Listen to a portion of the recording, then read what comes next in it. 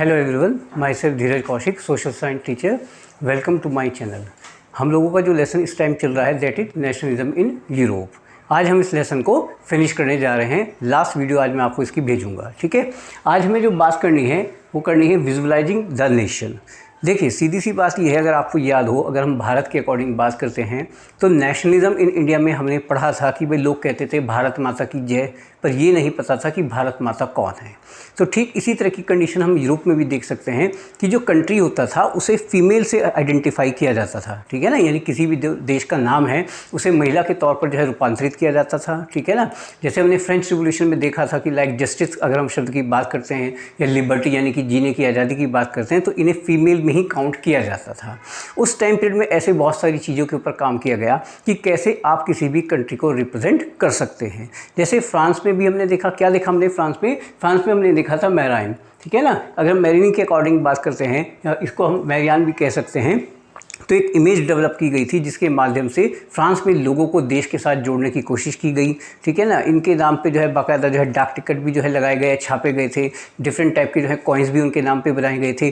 ठीक यही कंडीशन जो है हम जर्मनी में भी देख सकते हैं, जर्मेनिया के नाम से, ठीक है। जर्मनी में अगर हम देखते हैं तो ये जो चीज़ दिखाई गई है जर्मेनिया, ये बहादुरी का इंडिकेशन दिखाया गया था। बेसिकली जो ओक के पत्ते होते हैं, ठीक है, उनका मुकुट इनको पहनाया गया। इन सारी चीज़ों के माध्यम से हम ये देख सकते हैं कि कैसे किसी कंट्री को रिप्रेजेंट करने की कोशिश की गई। जैसे एक वर्ड के ऊपर हम लोग अक्सर काम करते हैं जिसे हम कहते हैं एलेगोरी। बेसिकली हिंदी में इसको हम रूपक कह सकते हैं।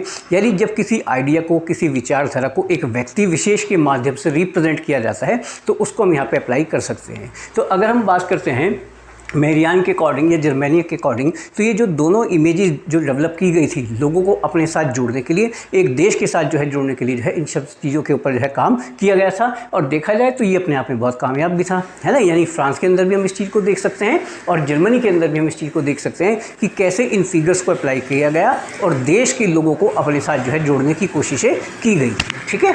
अच्छा, उसके बाद अगर हम बात करते हैं नेशनलिज्म एंड इम्पेरियलिज्म। देखिए, एक शब्द होता है राष्ट्रवाद, है ना, और एक शब्द होता है आपका साम्राज्यवाद।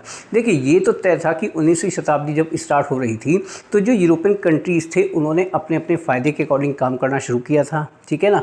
अब उनके लिए राष्ट्रवाद का मतलब बिल्कुल अलग था, ठीक है। हर कंट्री ये चाहता था कि ज़्यादा से ज़्यादा एरिया को वो ऑक्यूपाई कर पाए, उसका एक्सपेंशन कर पाए, दूसरे जो कंट्रीज़ हैं उनके ऊपर जो है वो अपना कब्जा जमा पाए। और ऐसे में हम बात कर सकते हैं ऑटोमन एम्पायर की, ठीक है। उस टाइम पीरियड में जो सबसे सेंसिटिव जो एरिया था वो कौन सा था? वो था आपका बाल्कन एरिया, ठीक है। ये जो एरिया था लंबे समय तक जो है ऑटोमन एम्पायर के अधीन था। मॉडर्न टाइम में बुल्गारिया है, जैसे आपका रोमानिया है, ठीक है, हम उसको इसमें जो है ऐड कर सकते हैं। और भी बहुत सारे कंट्रीज़ थे और इस एरिया में जो लोग होते थे उनको स्लाव जो है बोला जाता था। अब यहाँ पे कंडीशन क्या थी कि जो थ्योरी ऑफ रोमांटिज्म यूरोप में अप्लाई की गई थी वो धीरे धीरे यहाँ पर भी पहुँचने लगी। यानी लोगों का भी ये मानना था कि भाई देखिए, जिस तरीके से एक के बाद एक देश जो है आज़ाद होते जा रहे हैं तो अब हमें भी जो है इसी चीज़ पे काम करना चाहिए। हालांकि जो ऑटोमन एम्पायर थे उन्होंने बहुत सारे रिलैक्सेशन अपने लोगों को दिए, यानी चीज़ों को अपने फेवर में करने की कोशिश की, पर वो जो है इस चीज़ में कामयाब नहीं हो पाए। यानी एक के बाद एक विद्रोह होते रहे और कंट्री जो थे वो खुद को आज़ाद घोषित करते जा रहे थे। लेकिन यहाँ एक नया खतरा सामने आ रहा था, यानी जो कंट्री आज़ाद हो रहे थे उनके ऊपर दोबारा से गुलामी का खतरा मंडरा रहा था। अब ये गुलामी का खतरा कहाँ से मंडरा रहा था? बेसिकली अगर हम देखें, जैसे रशिया की हम बात कर सकते हैं, जर्मनी की बात कर सकते हैं, इंग्लैंड की बात कर सकते हैं, ऑस्ट्रिया हंगरी की बात कर सकते हैं। अब ये लोग क्या कर रहे थे? ये एक्सपेंशन शब्द के पर काम कर रहे थे कि जो नए नए कंट्री जो आज़ाद हुए थे इनको ये अपना उपनिवेश बनाना चाहते थे, गुलाम बनाना चाहते थे। तो इससे जो है कन्फ्लिक्ट हुए, है ना, बहुत सारे पर्सनल जो है इश्यूज जो है डेवलप होने लगे और यहीं से क्रिएशन हुई आपकी वर्ल्ड वार 1 की, जिसको हम 1914 के साथ हाईलाइट करते हैं। अगर हम ओवरऑल चीज़ों को काउंट करें तो हम ये देख सकते हैं कि यूरोप के अंदर साम्राज्यवाद एक नया शब्द जो है डेवलप हो गया था। मोस्टली यूरोपियन कंट्रीज ये चाहते थे कि ज़्यादा से ज़्यादा कंट्रीज के ऊपर वो कब्जा करें और उन्हें अपना गुलाम बना ले। उनके जो फाइनेंशियल रिसोर्सेज हैं, उनके जो एक तरीके से नेचुरल रिसोर्सेज हैं, उनको अप्लाई करें। लेकिन हाँ, ये हम जरूर कह सकते हैं कि जो राष्ट्रवाद एक शब्द था वो कहीं भुलाया नहीं गया था, वो अभी भी लोगों के जहन में अंकित था और बार बार जो उसको यूरोपियन कंट्रीज में याद कराने की कोशिश की जाती थी। हालांकि अब वो सब लोग क्या कर रहे थे? वो सब लोग अब नैरो माइंडेड हो चुके चुके थे, एक संकुचित विचारधारा के अधीन होकर वो लोग काम कर रहे थे।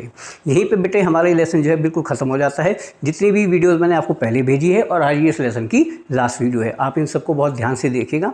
आप सबके एग्ज़ाम का टाइम बहुत नज़दीक आ रहा है, कुछ स्कूलों में एग्ज़ाम स्टार्ट भी हो चुके हैं, फिर नवंबर में आप लोगों को बोर्ड के एग्ज़ाम भी देने हैं, तो आप बहुत अच्छे से तैयारी कीजिएगा। ठीक है, आपकी एक तरीके से मैं आपसे यही कहूँगा कि जितनी ज़्यादा आप डेफिनेटली वीडियोज़ को देखेंगे आपकी तैयारी उतनी अच्छी होगी। आप ज़्यादा से ज़्यादा अपने ग्रुप में लाइक कीजिएगा, शेयर कीजिएगा, सब्सक्राइब कीजिएगा।